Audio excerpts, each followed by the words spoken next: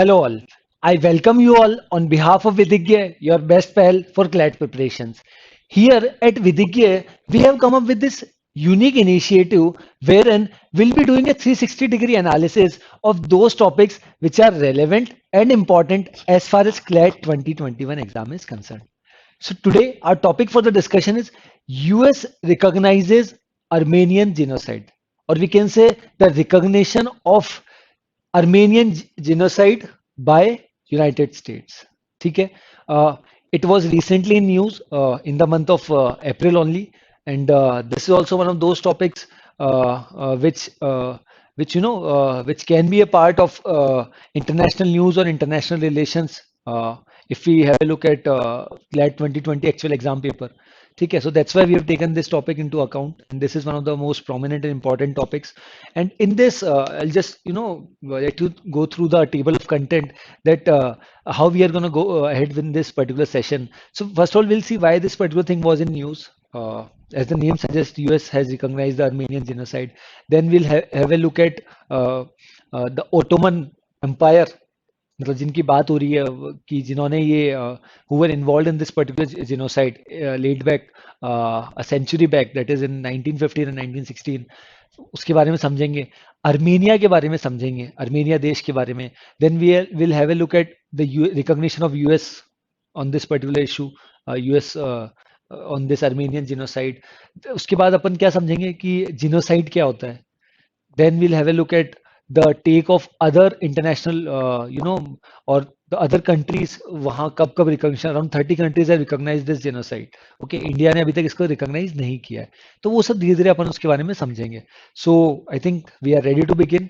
A quote that is either you run the day or the day runs you. So we are ready to begin. So it was recently in news, USA President Joe Biden has officially recognized the mass killing of Armenians by Ottoman Turks as an act of genocide. क्या बोला उन्होंने कि ये जो 1915-16 का जो event था जहां पर अर्मेनियंस को मारा गया था बाय द ऑटोमन टर्क्स, और we can say Ottoman Empire, तो उनको क्या दिया गया, रिकॉग्निशन दिया गया. किसने रिकॉग्नाइज किया है? Bye US president Joe Biden. ठीक है, सबसे पहले अपन इसके बारे में समझते हैं ऑटोमन एम्पायर. ऑटोमन एम्पायर बहुत बड़ा एम्पायर था, और जिसने आप कह सकते हैं कि who was in existence for more than 600 years. Yes, more than 600 years. और इसका इंसेप्शन कब हुआ? इन द ईयर 1299. और उसके पार्ट कौन कौन हुआ करते थे, ये सब कंट्रीज की पूरी लिस्ट दे रखी है. और ये पूरे मैप में आप यू कैन सी कि कितना बड़ा ऑटोमन एम्पायर हुआ करता था. Right, Turkey, Greece, Bulgaria, Egypt, Hungary, Macedonia, Romania, Jordan, Palestine, Syria, Croatia, Libya, Israel, Georgia, Azerbaijan, Armenia, सारे देश ऑटोमन एम्पायर का पार्ट हुआ करते थे. इतना बड़ा. इसके बारे में और समझते हैं. ऑटोमन एम्पायर फाउंडेड इन 1299, जो मैंने अभी आपको बताया, 1299 में इसकी स्थापना हुई थी, शुरुआत हुई थी. और खत्म कब हो गया था? नवंबर 1922, 1923, एंड आते आते मतलब 1922 1923 तक खत्म हो गया था ऑटोमन एम्पायर का. लगभग 600 साल से ज्यादा इन्होंने, इनका ये एग्जिस्टेंस में था. कौन? Ottoman Empire. फिर ऑफिशियल लैंग्वेज टर्किश थी इसकी. माइनॉरिटी लैंग्वेजेस बहुत सारी थी, जैसे जैसे अलग अलग नई नई कंट्रीज को एक्वायर करने लग गए थे, तो कहीं ना कहीं जो माइनॉरिटी लैंग्वेजेस वो बढ़ती गई थी. बुल्गारियन, ये जो कंट्रीज का अपने नाम पड़ा पूरा. ऑफिशियल रिलीजन सुन्नी इस्लाम था. राइट, और it was one of the mightiest and longest lasting dynasties in the world history. Longest, अब आप समझ सकते हैं, क्योंकि 600 साल से ज्यादा इनका एग्जिस्टेंस था. इन्होंने कहीं ना कहीं राज किया, हालांकि इनके अप्स डाउन्स आए. कुछ समय बहुत ज्यादा फ्लरिश कर रहे थे, फिर कहीं ना कहीं इनका एक स्टैग्नेशन वाला पॉइंट आया. फिर कहीं ना कहीं वर्ल्ड वॉर के समय कहीं ना कहीं इनको हार झेलनी पड़ी, उसी वजह से इनका अंत आया. Right, but it was one of the mightiest and longest lasting और long lasting dynasties in the world history. As a long lived Turkish Islamic state, time period दे रखा है 1299 से 1922-23, जो मैंने आपको बताया. And successor of the Byzantine empire. एक चीज समझिए, ऑटोमन एम्पायर बेसिकली रिकॉग्नाइज किसको करता है, या रिकॉग्निशन कहने का मतलब इसमें कौन मेजरली कंट्रीज थे which are pro Islamic. Okay, और ये जो बात हो रही है बाइजेंटाइन एम्पायर, ये इन्होंने इसको एक्वायर कर लिया था. किसने? ऑटोमन एम्पायर ने. और 1453 में. और ये जो थे, ये मेजरली क्रिश्चियन डोमिनेटेड एम्पायर था, बाइजेंटाइन एम्पायर. तो इनको भी इन्होंने सक्सीड कर लिया था और इनके अंडर में ले लिया था। किसको? किसने? ऑटोमन एम्पायर ने बाइजेंटाइन एम्पायर को। ठीक है, यहाँ तक आई थिंक अपन को चीजें क्लियर हुई कि न्यूज में क्यों था president Joe Biden who has officially recognise this particular incident done by Ottoman Turks as an act of genocide. फिर अपन ने समझा कि ऑटोमन एम्पायर कितना बड़ा है, फिर उसके बारे में ऑटोमन एम्पायर कब स्टार्ट हुआ, कौन कौन सी लैंग्वेजेस थी, कितनी कंट्रीज थी, और इसकी लैंग्वेज क्या थी, कितना बड़ा था, वो सब अपन ने अभी तक समझा। ऑटोमन एम्पायर अब जैसे आप जैसा as I already told you, कुछ समय इसके लिए बहुत ज्यादा फ्लरिश कर रहा था, फिर वापस का स्टैग्नेशन वाला सिचुएशन आया। तो it emerge the dominant imperial power in the 15th and 16th century. ये समय इनके लिए सबसे बढ़िया समय था, जब ये बहुत ज्यादा फ्लरिश कर रहे थे और बहुत सी कंट्रीज में कहीं ना कहीं इनका अपना रुतबा, अपना दबदबा कायम कर रहे थे। बट कहीं ना कहीं जो कर्व है वो नीचे आया। तो 17th और 18th सेंचुरी की अगर मैं बात करता हूँ, तो तब इनका स्टैग्नेशन वाला पॉइंट आया और ये कहीं ना कहीं फिर डिक्लाइनिंग वाले फेज में आ गया। Later in the 19th century they started declining. ठीक है, अब बात करते हैं it entered the world war one 1914 से 1918 तक on the side of the central powers including Germany and Austria Hungary and were defeated in October 19। देखिए इसका अंत कब आया वो भी अपन ने देख लिया कि धीरे धीरे इसका कब समाप्ति हुई 1922-23 में। बट जैसे ही वर्ल्ड वॉर वन में ये हार गए तो कहीं ना कहीं तभी से उनका ये अंत आ गया था कि अब इनको ऑटोमन एम्पायर कहीं ना कहीं खत्म हो जाएगा। और ऑटोमन एम्पायर बेसिकली अगर अपन रेफर करते हैं तो टर्की से रेफर करते हैं, बिकॉज अभी जो एक्ट ऑफ जेनोसाइड है वो टर्की के खिलाफ उसको रिकॉग्निशन मिला है। तो ऑटोमन टर्क्स इसीलिए वर्ड दिया गया था वाई न्यूज में। ठीक है, the Ottoman Empire officially ended in 1922 when the title of Ottoman Sultan was eliminated, जब वो खत्म हो गया था। और देन उसके बाद में क्या हुआ कि फिर तुर्की आया इन एग्जिस्टेंस। तुर्की was declared a republic on October 29, 1923। ठीक है, व्हेन मुस्तफा केमल एटातुर्क, जो क्या हुआ करते थे वहां के आर्मी आर्मी ऑफिसर हुआ करते थे, उन्होंने किसकी शुरुआत करी? Independent republic of Turkey. और वो वहां के पहले राष्ट्रपति बने, कहाँ के? रिपब्लिक ऑफ तुर्की के। और उन्होंने कब तक राज किया वहां पर? कब तक थे वो वहां पर? 1938 तक, अंटिल हिज डेथ इन 1938। ठीक है, आई थिंक आपको चीजें समझ आ रही है। 15th और 16th सेंचुरी में काफी फ्लरिश कर रहे थे, 17-18 में थोड़ा सा स्टैग्नेशन आया, 19 में डिक्लाइन स्टार्ट हो गया। 20th सेंचुरी फर्स्ट हाफ की बात करते हैं, वर्ल्ड वॉर वन में ही आए, वहां वापस से इनका डिक्लाइनिंग स्टार्ट हुआ और कहीं ना कहीं ये हार गए और 22-23 में आते आते तो ये खत्म ही हो गए। फिर रिपब्लिक ऑफ टर्की बना 1923 में, वहां के एक आर्मी ऑफिसर ने, फिर जो कि वहां के प्रेसिडेंट बने, और उन्होंने 1938 अंटिल हिज डेथ उन्होंने क्या किया वहां पर? प्रेसिडेंट वहां पर बने रहे। और उन्होंने क्या किया? कुछ अच्छे काम किए। They implement reforms that rapidly secularize and westernize the country. कौन? टर्की की बात कर रहे हैं अपन। ये अब अगर अर्मेनिया की बात समझते हैं तो अर्मेनिया, ओल्ड अर्मेनिया इतना बड़ा हुआ करता था, बट आज का समय देखा जाए तो अर्मेनिया इतना सा रह चुका है, in which shares border with at the time Turkey as well. तभी वो एक्ट ऑफ जेनोसाइड हुआ था 1915 और 16 में। उसके बारे में अपन आगे समझेंगे कि क्या एक्ट ऑफ जेनोसाइड था जिसको अभी रिकॉग्निशन मिला है। अर्मेनिया के बारे में समझते हैं।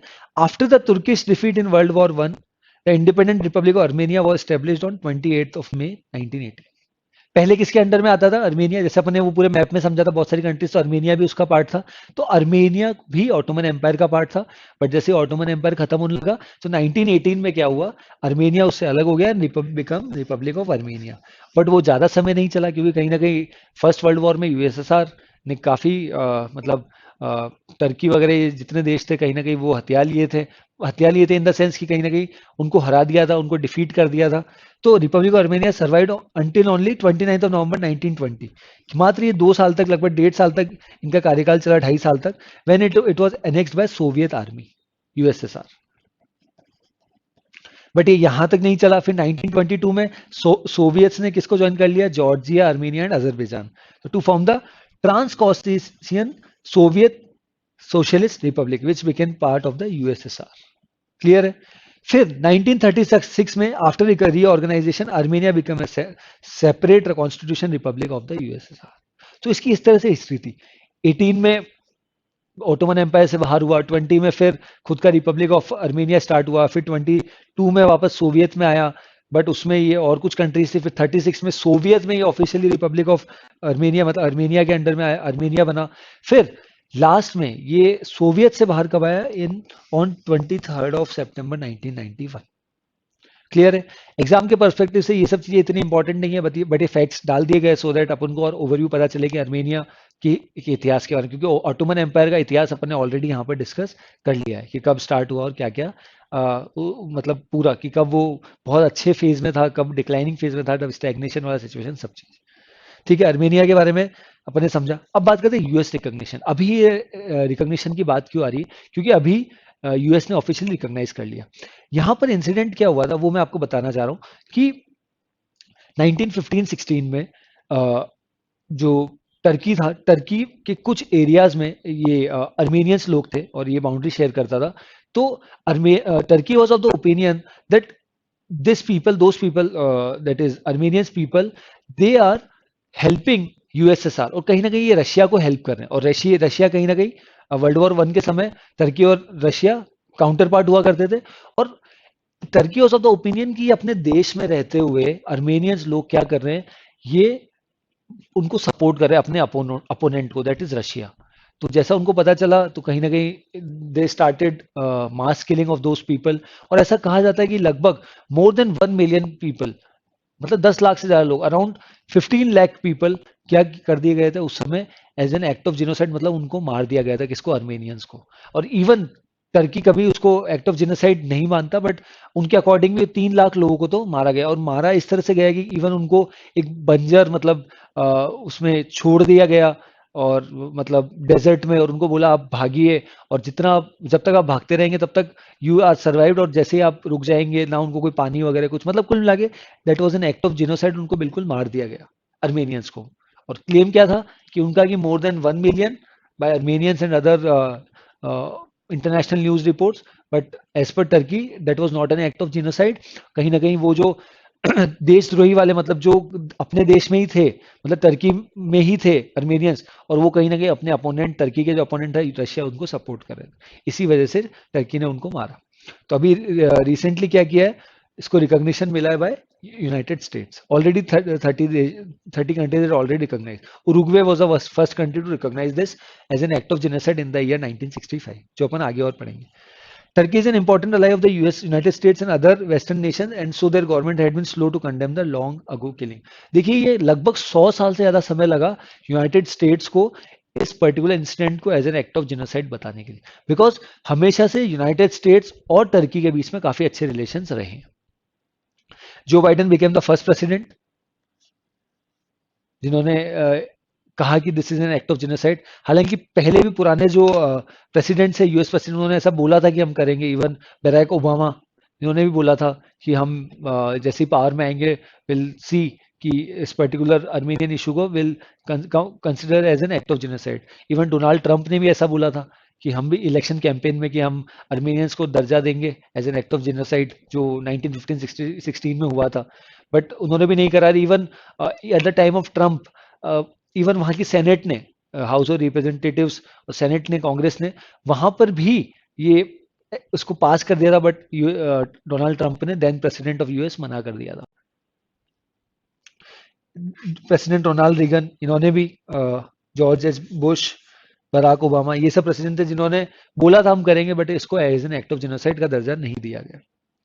और in 2019 the US House and Senate overwhelmingly voted to recognize the Armenian genocide, but President Donald Trump asserted that their actions did not represent the view of his administration, because कहीं ना कहीं US और Turkey दोनों के बीच में बहुत अच्छे relation थे, बट चुनाव प्रचार के समय वादे काफी किए जाते हैं। In the same way Ronald Reagan की अगर मैं बात करूं, जॉर्ज एच बुश की बात करूं, या बराक ओबामा की बात करूं, डोनाल्ड ट्रंप की बात करूं, इन सबने बोला था कि हम ये जो मास किलिंग हुई थी इन द ईयर 1915-16, इसको हम as an act of genocide बोलेंगे, बट नहीं किया था। बट अभी जो बाइडन, जो वहां के नए राष्ट्रपति है यूएस के, उन्होंने इसको as an act of genocide का दर्जा दे दिया।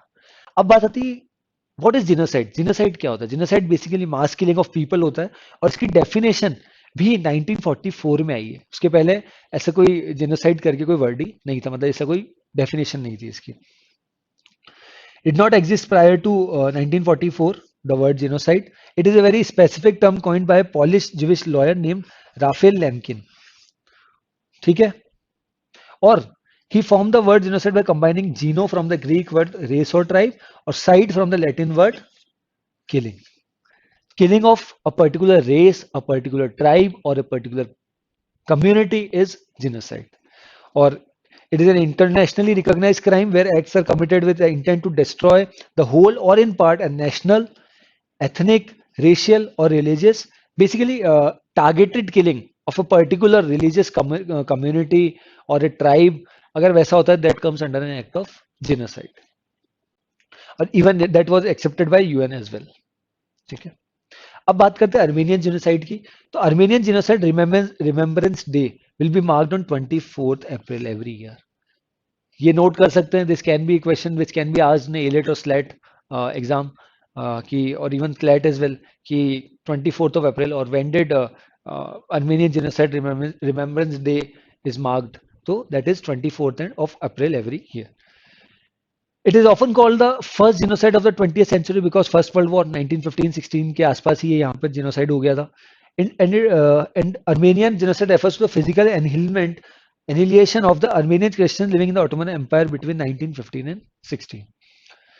Prior to these events, the empire had a long history of violence and discrimination against its Armenian population. ऐसा नहीं कि केवल उस समय 15-16 में जो जेनोसाइड अभी जो दर्जा दिया गया इसके पहले उसी समय ही इनके ऊपर अत्याचार हुआ, बट उसके पहले भी ऑटोमन एम्पायर या टर्की के द्वारा कहीं ना कहीं उनके ऊपर अर्मेनियन पॉपुलेशन के ऊपर अत्याचार किए गए.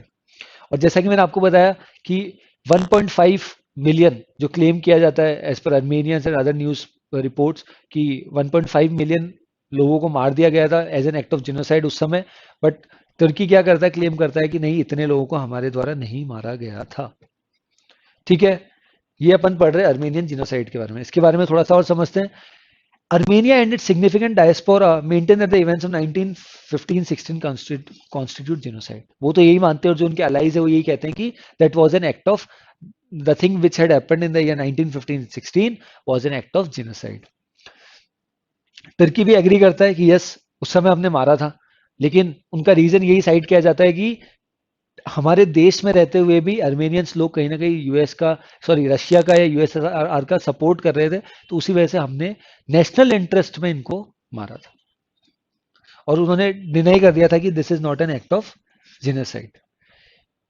Even in 1982 Turkish diplomat Sukru Elekdag stated that the conflict represented a civil war stemming from an armed uprising of the Armenian minority at a time when the Ottoman state was fighting for survival. कि जब हम हमारे अस्तित्व के लिए लड़ रहे थे तब these Armenian people were supporting the Russians or the USSR which was our opponent. Unlike countries like Germany that openly claim responsibility for their acts of genocide, Germany का यहाँ पे context इसलिए दे रखा है because the act was done by Hitler was could also come under the act of genocide. जो Jewish के खिलाफ उन्होंने किया था, मारा था, mass killing. So Turkey has used both hard power and soft power to influence other governments. और इसी वजह से कहीं ना कहीं काफी सरकारें, हालांकि 30 कंट्रीज है रिकॉग्नाइज दिस, बट यूएस जो इसका इतना बड़ा लाई है उसने इतने समय तक रिकॉग्नाइज नहीं किया, बट अभी इसने रिकॉग्नाइज कर दिया यूनाइटेड स्टेट्स ऑफ अमेरिका ने. Only 9% of the Turkish public believe that the government should acknowledge the genocide. Because कहीं ना कहीं टर्की के जो पब्लिक है वहाँ ह्यूमन सेंटिमेंट है वो कहीं ना कहीं उसी तरह से एनग्रेव कर दिए गए हैं कि that was not an act of genocide, that was done keeping in view the national security because those Armenians were living in our country but were supporting our opponent, it is USSR.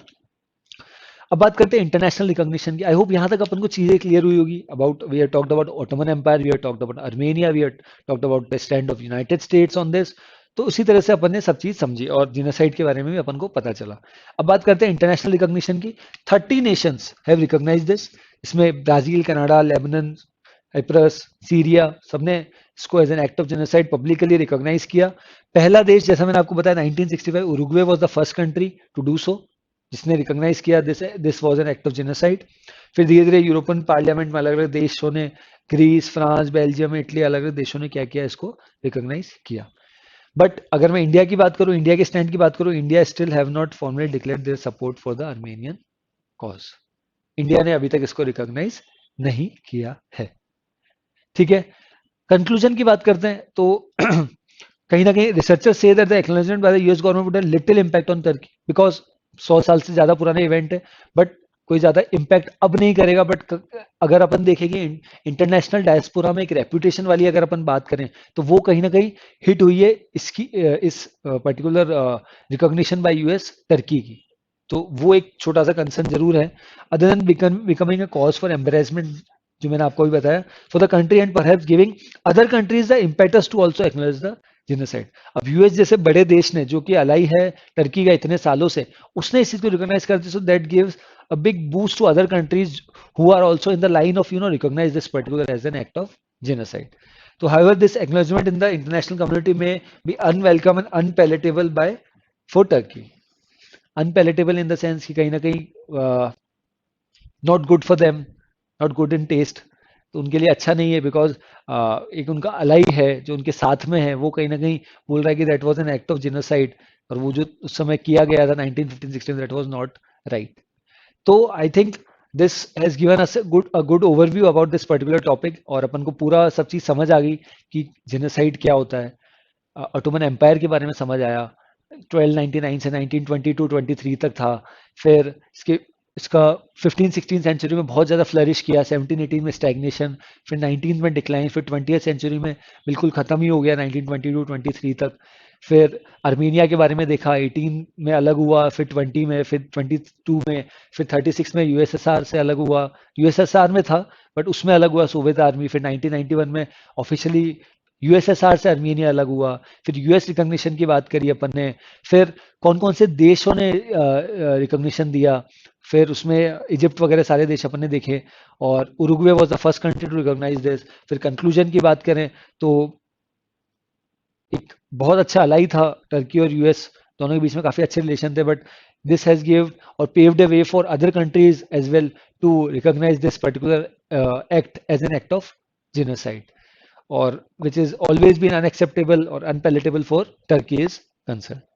So with this, we have got a very good overview of this particular topic, and now we'll proceed to an interesting section, that is quiz. So question number 1: in which of the following year Ottoman Empire was founded? Start हुआ था 1299 में और खत्म हुआ था 1922-23 में. So correct answer is option C. Question number 2: which of the following statement is incorrect? Now the question is asking about the incorrect one. First, the independent Republic of Armenia was established on 28th of May 1918. बिल्कुल सही है. अपन ने पढ़ा, जब अपन Armenia का इतिहास पढ़ रहे थे अपन ने डिस्कस किया था. In 1936 after reorganisation Armenia become a separate constituent republic of the USSR. बिल्कुल. Armenia declared its independence from the collapsing Soviet Union on 23rd of September 1991. बिल्कुल, जो अभी अपन ने रिसेंटली डिस्कस अभी किया ही था, जब अपन पूरा क्रोनोलॉजी समझ रहे थे ओटोमन एम्पायर से लेके कब स्टार्ट हुआ और अभी जो एक्ट ऑफ जेनोसाइड पूरा. So correct answer is all are correct. बिल्कुल सही है, तीनों ऑप्शन बिल्कुल सही थे. और क्वेश्चन पूछा था अबाउट इनकरेक्ट, कोई भी इनकरेक्ट नहीं था, सारे सही थे. Question number 3: every year Armenian Genocide Remembrance Day will be marked on dash. Which of the following has been replaced by 1? So अभी अपने डिस्कस किया, every year 24th of April, that is option B, has been marked as the Armenian Genocide Remembrance Day. So the correct answer is option B. Question number 4: which of the following statement is correct? Now the question is asking the correct one. Uruguay was the first country to recognize Armenian genocide. बिल्कुल सही, in the year 1965, जो अभी अपन ने discuss किया. Only 30 nations had recognized the genocide publicly. बिल्कुल सही. India still have not formally declare the support for the Armenian genocide, because India ने अभी तक कुछ ना इसको रिकॉग्निशन दिया है. और बिल्कुल India is keeping mum regarding this, कि हमारा कोई अभी तक कुछ से नहीं है regarding this act of genocide. So all the 3 options are correct and the question itself is asking the correct one. So correct answer is option D. Now we have come to the last question, that is question number 5. Which of the following statement is incorrect with respect to the word genocide? Genocide पूरा अपन ने समझा था क्या होता है. Mass killing a particular community, a tribe. Okay. The word genocide did not exist prior to 1944. बिल्कुल सही है. 1944 के बाद ही इसको कॉइन किया गया था वर्ड को. The term coined by a Polish Jewish lawyer named Raphael Lemkin. बिल्कुल सही है. दोनों फर्स्ट ए और बी दोनों सही है. थर्ड सी ऑप्शन क्या कहता है? Geno from the Greek word for killing और while with side from the Latin word for race और ट्राइब. बट यहाँ पे दोनों को इंटरचेंज किया गया. जीनो का मतलब होता है रेस और ट्राइब और कम्युनिटी, बट और साइड का मतलब होता है killing, mass killing. So the question is asking the incorrect one. The correct answer for this is option C. So with this we are good to go. We have got a very good complete understanding of this particular topic, that is the recognition of Armenian genocide by United States. a quote that is, when you can't change the direction of the wind, adjust your sails. Okay. With this, we are good to go. Be positive, stay logical, and stay ahead with Vidhya, your best pal for CLAT preparations. And to get this content and more content with relates to CLAT and other law entrance exam, you can visit the URL which has been provided in the description section of this video. That's all from my side. Thanks for watching.